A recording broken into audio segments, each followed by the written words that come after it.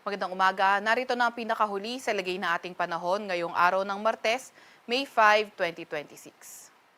Narito ang ating pinakahuling satellite image kung saan may minomonitor tayong dalawang low pressure area. Pareho itong nasa labas ng ating Philippine Area of Responsibility. Unahin natin itong malapit. Itong low pressure area na ito huling namataan kaninang alas 3 ng madaling araw sa layong 1,085 km silangan ng northeastern Mindanao. Itong low pressure area na ito nananatiling mababa ang tsansa na maging isang ganap na bagyo. Nakita nga rin natin na ito ay napakalapit na sa boundary ng ating power line at napakataas na rin ang tsansang pumasok ito na ating Philippine Area of Responsibility ngayong araw. Posible nga rin as early as Thursday ay magpaulan na ito sa ilang bahagi ng Visayas at Mindanao. Patuloy pa rin tayong mag-antabay sa mga update ng pag-asa.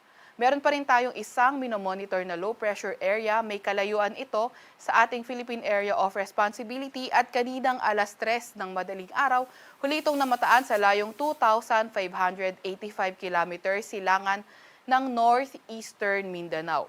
Etong low pressure area na ito, mataas ang tsansa na maging isang ganap na bagyo in the next 24 to 48 hours. Nakita nga rin natin na posible itong pumasok ng ating area of responsibility this coming weekend. Gayunpaman, hindi naman natin nakikita yung direktang epekto nitong low pressure area na ito in the next 3 to 5 days. Inuulit ko po, itong low pressure area na ito, mababa naman yung tsansa na magkaroon ng direktang epekto sa atin in the next 3 to 5 days. Kaya patuloy pa rin tayong mag-antabay sa mga ilalabas na update ng pag-asa.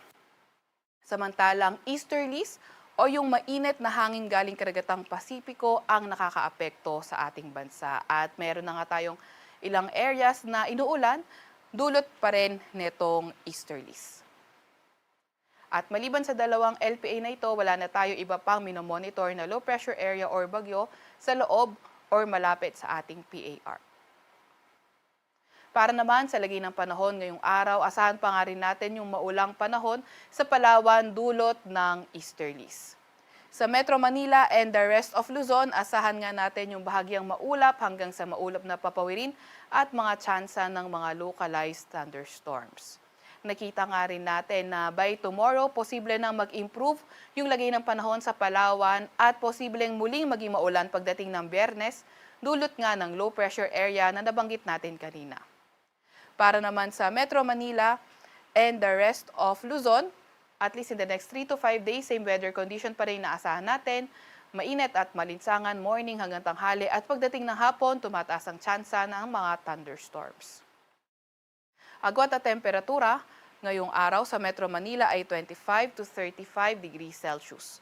17 to 25 degrees Celsius sa may Baguio, 26 to 34 degrees Celsius sa may Lawag, 26 to 38 degrees Celsius sa may Tugigaraw, 23 to 33 degrees Celsius sa may Tagaytay, at 26 to 31 degrees Celsius sa may Legazpi. Agwat naman na temperatura sa Puerto Princesa ay 26 to 32 degrees Celsius at 26 to 33 degrees Celsius naman sa may Kalayaan Islands.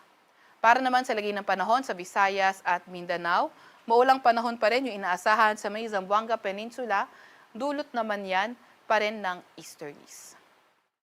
Sa Visayas at nalalaming bahagi ng Mindanao, fair weather condition pa rin yung inaasahan natin, pero pagdating ng hapon, tumataas ang mga tsansa ng mga localized thunderstorms. Yung mga kasamahan natin sa Regional Services Division, patuloy na maglalabas ng mga thunderstorm advisory kung kinakailangan.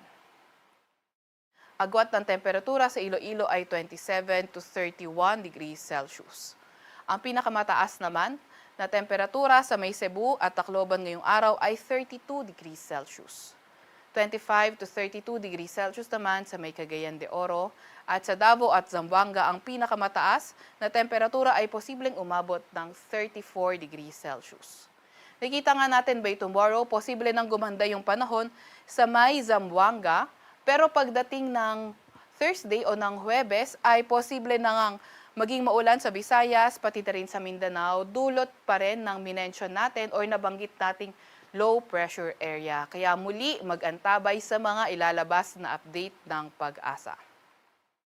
Update naman sa heat index kahapon na itala ang 37 to 39 na heat index sa Metro Manila at ang pinakamataas na naitala kahapon ay umabot sa 44 degrees Celsius sa may Dagupan City, Pangasinan at sa may Virac, Catanduanes.